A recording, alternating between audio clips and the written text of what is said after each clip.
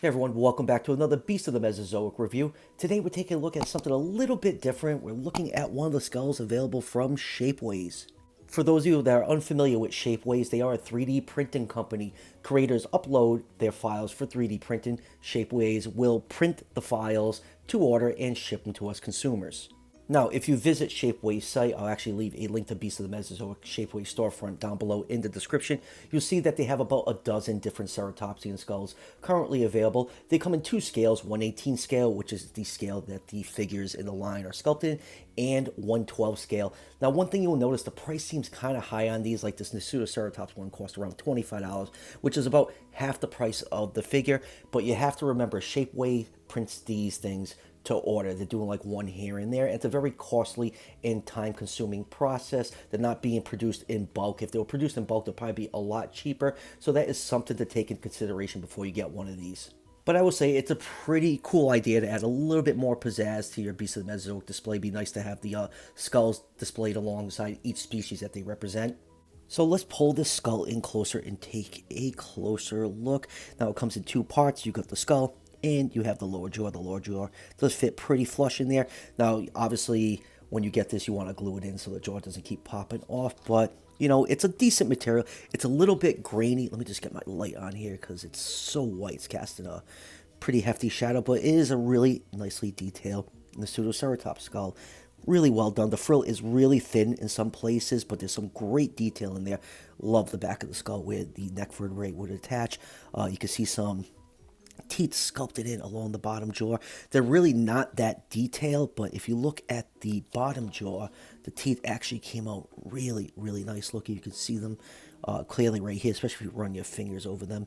Got the beak nicely sculpted in. You know, pretty nice product. There's like no like flare or like edges left on here.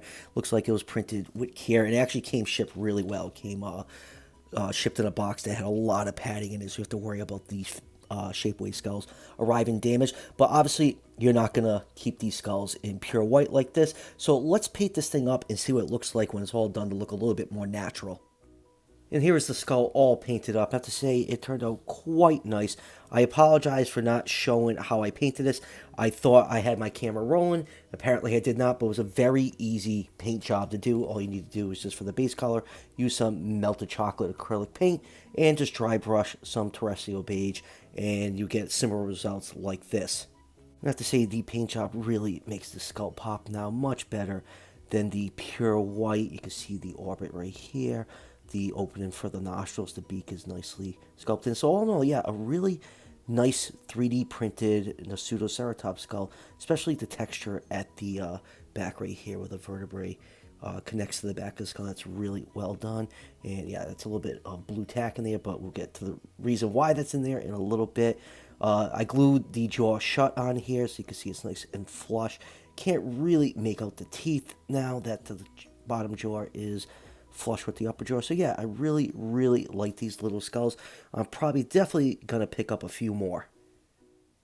So I built a pretty quick and easy, well, cheap display stand for the skull for the time being. I just got a piece of balsa wood, just cut into a square, and just cut a wire clothes hanger just to build a little bit of a base.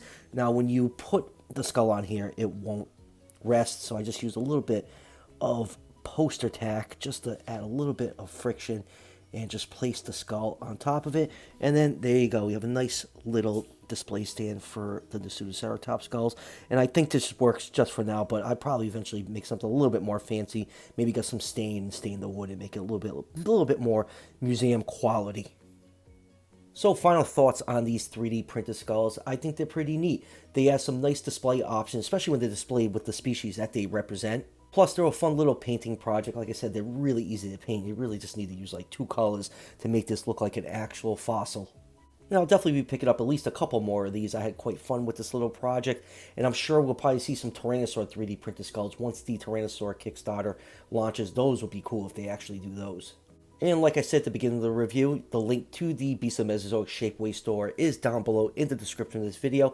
Each skull is available in two different sizes, 1/18 scale like this one, and 1/12 scale. So that'll do it for the review. Have a couple PNSO figures coming in, more Jurassic World stuff, so be on the lookout for those reviews in the near future. And as always, if you're enjoying the content on this channel, show your support by hitting that subscription button just below the video. Each subscription helps out the channel tremendously and is greatly appreciated. And I'll see you guys for the next one.